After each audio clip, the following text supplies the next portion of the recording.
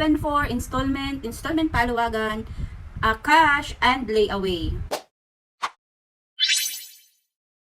3, 2, Hello mga kanika and peds, ako nga pala si Nika ang nasa likod ng audio ng aking Facebook page. Wala akong content for today's video kaya naisip ko ipaliwanag na lang yung mga plan sa Facebook.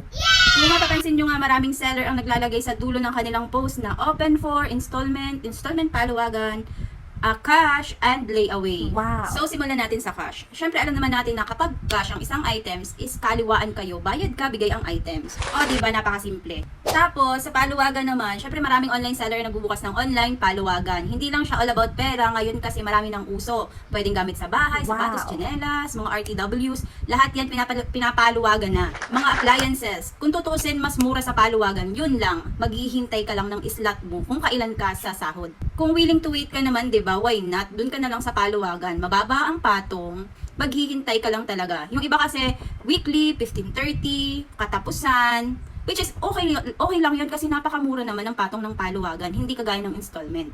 O kung hindi nyo pa po na-gets or bago kayo dito sa online paluwagan, kunwari 10 tao kayo, tapos dun sa 10 tao na yun, syempre yung una sa sahod is yung number 1, number 2, number 3, tapos bibilangin yun, every week ba, or 15.30, or monthly. Kung kailan yung slot nyo, dun kayo sa sahod. Tapos ngayon, isunod naman natin yung installment. Kapag sinabi naman natin installment, kung down payment mo pa lang, pwede mo nang makuha ang item. Pero ang installment, hindi yan kung kani-kanino lang basta binibigay. May requirements yan na kailangan. Alam nyo yon yung sa home credit, home finance, pwedeng sa tao lang din. Pero sa tao ngayon, kailangan na rin ng valid IDs, permanent address, and so forth. Ibibigay yan sa'yo kung talagang eligible ka at may kakayahan kang magbayad ng installment. Meron niyang short term and long term. And syempre kapag sinabing installment, mataas po ang patong niya. Kasi po yan ay kinakapitalan.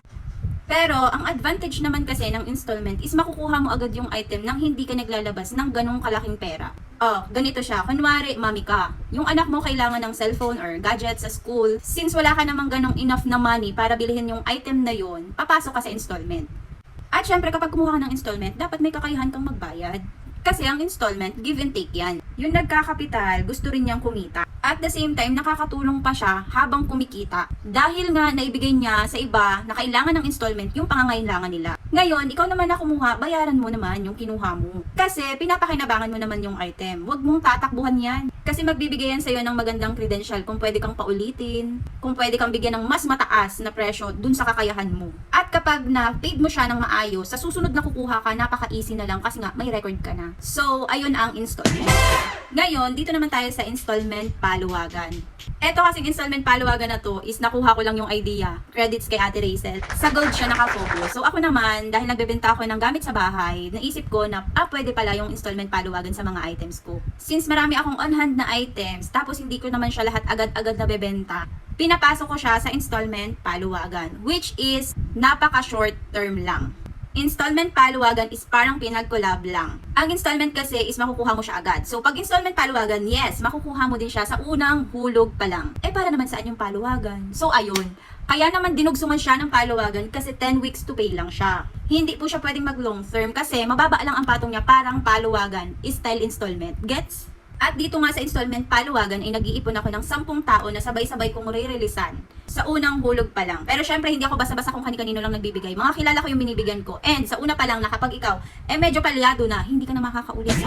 Kasi mababa na nga yung patong ng installment paluwagan. At the same time nakuha mo din siya ng mabilisan. And syempre ako gusto ko rin tumubo at ikaw gusto mong magamit yung item. Kaya naman give and take din ang installment paluwagan. Alam mo yun?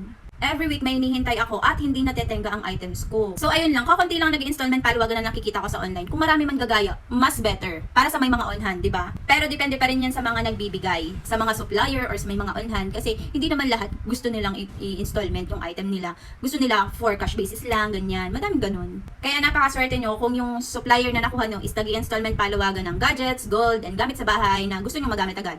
Makukuha nyo na tapos hindi pa ganun kalaki yung tubo.